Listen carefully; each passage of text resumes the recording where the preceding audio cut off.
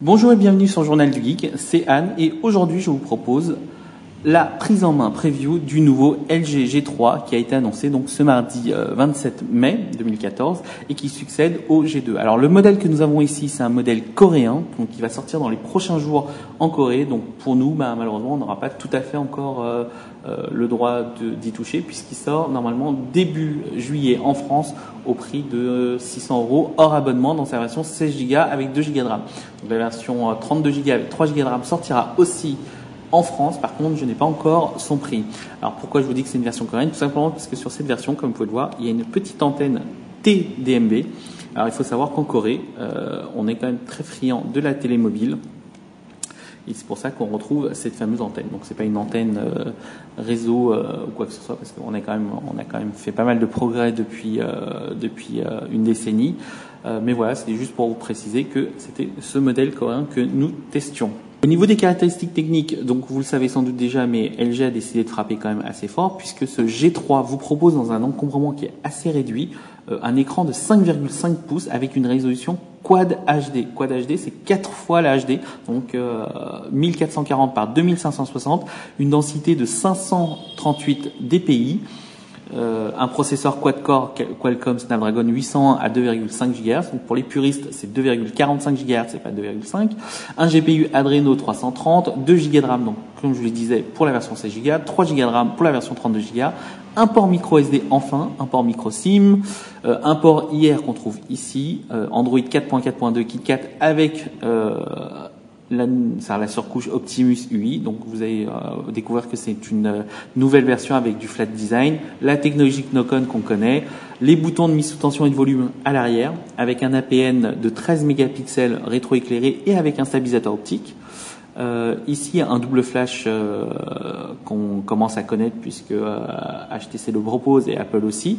Ici vous avez un capteur laser donc pour l'autofocus. Alors oui, c'est quand même assez intéressant tout simplement parce que pour jusqu'à maintenant on utilisait Samsung avait frappé fort lors du MWC avec son autofocus hybride dans un smartphone. Donc autofocus hybride, ça couplait la détection de phase et la détection de contraste. Bien ici avec un autofocus laser, tout simplement c'est des lasers qui partent. C'est quand même sacrément rapide. Alors forcément sur le stand de LG lors de la présentation il y avait une comparaison entre le S5 et le G3 et c'est là encore une fois bon forcément le G3 a gagné puisque sinon si ça marchait pas LG ne l'aurait pas soumis aux journalistes lors de la présentation. Il fait seulement 149 grammes. Alors 149 grammes, c'est vraiment léger pour un téléphone de 5,5 pouces. Vous pouvez voir une largeur de 74,7 mm et seulement 8,9 mm d'épaisseur. Alors pour ceux qui veulent voir, ici c'est quand même assez impressionnant, tout simplement parce que mine de rien, il est très fin et il fait pas aussi mastoc par exemple que le Sony Xperia. J'ai appuyé trop vite. Le Xperia Z2. Donc bon, après c'est un choix de design et tout ça. C'est aussi ce qui permet aussi à LG d'économiser de la place. C'est le fait. Alors d'après les VP les chefs produits de chez LG, c'est pour ça que si on atteint cette finesse, c'est parce qu'ils ont choisi aussi de ne pas rendre leur appareil IP58, 57, 55, je me rappelle plus, donc résistant à l'eau et à la poussière. Alors personnellement, je trouve ça dommage. Maintenant, d'un point de vue pratique, c'est vrai que jusqu'à maintenant, j'ai pas trop utilisé mes smartphones dans l'eau, même si j'en ai eu l'occasion. C'est vrai que j'ai toujours pas pris mon smartphone dans un bain et tout ça. Peut-être que dans un futur proche, mais en attendant, c'est vrai que je ne l'ai pas fait. Voilà. Alors, puisqu'on en est aux comparaisons, je vous le compare ici au Galaxy S5. Voilà, donc même chose. Il est pas plus fin ou quoi que ce soit, sauf qu'en fait, son design, recourbé ici, là, comme vous pouvez le voir, donne cette sensation d'avoir quelque chose d'assez fin, alors que bon, dans l'absolu, c'est pas, si on regarde vraiment les tailles, c'est pas si fin que ça. Par rapport à l'ancien G2, donc on voit que l'écran est tout de même assez impressionnant. C'est vrai que le G2 avait déjà impressionné avec un écran de 5,2 pouces dans un corps de S4, là on se retrouve quand même avec un 5,5 pouces dans le corps d'un Z2. Donc c'est un peu plus grand que le S5, qui voilà.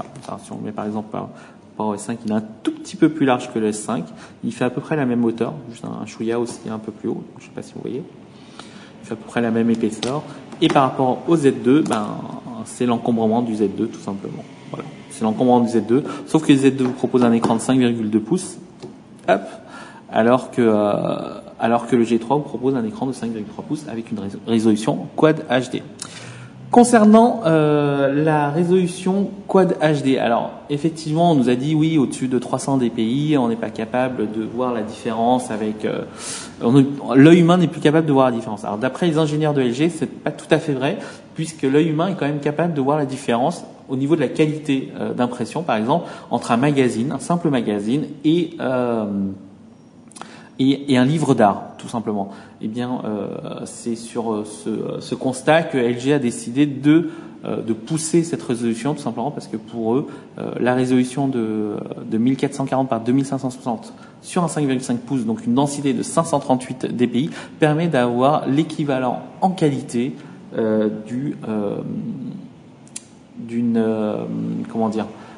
la qualité justement de l'impression d'un livre d'art, tout simplement. Voilà. Alors bon, malheureusement, vous n'allez pas le voir dans cette vidéo comment ça se passe. Maintenant, j'ai une vidéo de démo, des vidéos de démo qui traînent sur le smartphone. C'est vrai que quand vous voyez les vidéos, c'est assez bluffant. Voilà.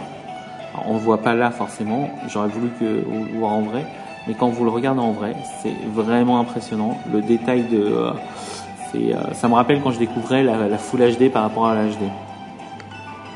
Voilà. En termes de photos, donc je vous parlais tout à l'heure de l'autofocus laser. Il est vrai que ça fonctionne plutôt bien, et au niveau de la qualité des photos, j'ai pas été déçu. Alors on va pas sortir, on va juste sortir de ça pour revenir dans les photos.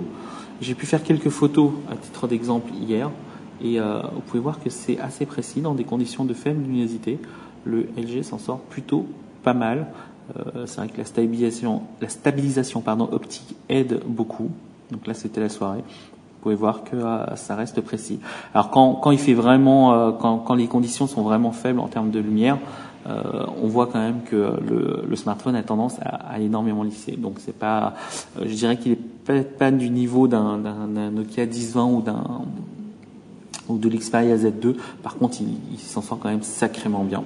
Côté finition, ici c'est la version blanche. On nous a malheureusement prêté que cette version blanche. Le rendu est meilleur sur la version noire. Ce n'est pas du métal comme on aurait pu penser, c'est du plastique. Alors c'est du plastique, polycarbonate, on connaît bien.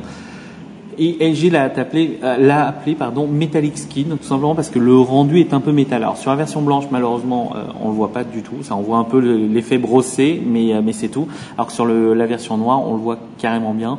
De loin, je dis pas que de loin on pourra vraiment croire que c'était un smartphone en métal ou en alu et tout ça.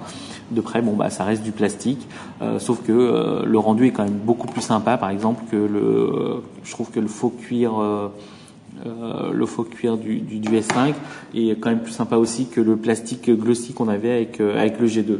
Donc là-dessus, c'est vrai que même si on n'atteint pas encore les niveaux d'un HTC One M8 ou d'un Apple iPhone 5S, c'est quand même très très bien, et je trouve que là-dessus LG s'en est plutôt bien sorti. Pour les performances, j'ai pas pu faire encore de tests.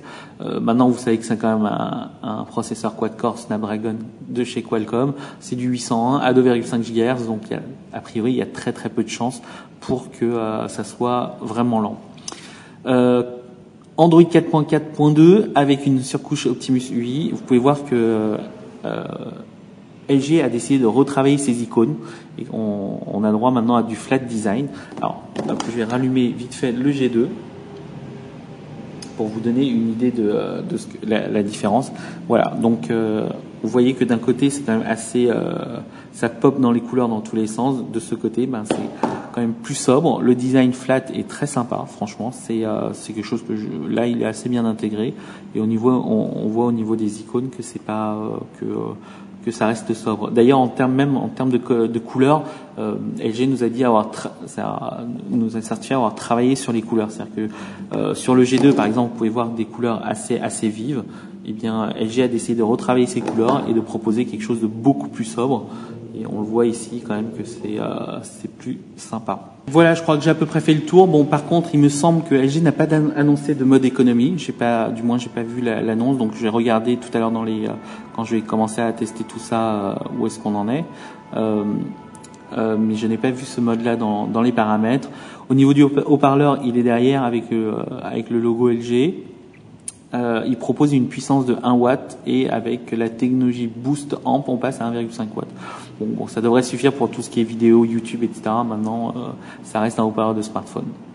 Dans les autres nouveautés, il y a quelque chose qui était pas mal, c'était le clavier. Donc c'est un clavier virtuel, tout ce qui est plus classique. L'avantage, c'est que depuis le G2, LG propose d'intégrer directement les chiffres.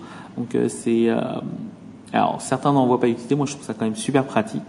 Et surtout ils ont un mode, alors j'ai pas réussi à l'activer encore, donc faut que je trouve, parce qu'on en est qu'à la prise en main là. C'est un mode avec BlackBerry, c'est-à-dire vous commencez à taper votre mot, je sais pas quoi, hop, et après normalement faut juste monter, faire un geste vers le haut et ça tape directement sur le mot qui est censé être le bon.